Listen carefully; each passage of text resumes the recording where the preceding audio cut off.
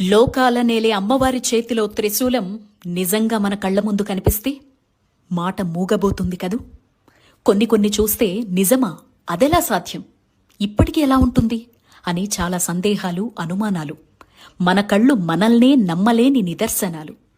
మహిషాసురుణ్ణి అమ్మవారు సంహరించిన త్రిశూలం చూస్తారా? రండి చూపిస్తా.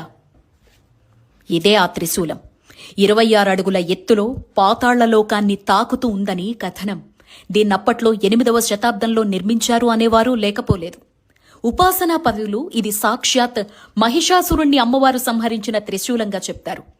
ఇది ఉత్తరాఖండ్ రాష్ట్రంలో చార్ధామ్ యాత్రలో భాగంగా యమునోత్రి నుంచి గంగోత్రికి వెళ్లేటువంటి మార్గంలో ఉన్న ఉత్తర కాశీలో అత్యంత పురాతనమైన కాశీ విశ్వనాథుడి మందిరంలో ఉంటుంది. ఈ త్రిశూలంలో ఎన్ని ధాతువులున్నాయో, ఏ లోహాలతో చేశారో ఇప్పటికీ అంతుచిక్కని ప్రశ్న. అలాగే నువ్వెంత బలశాలివైనా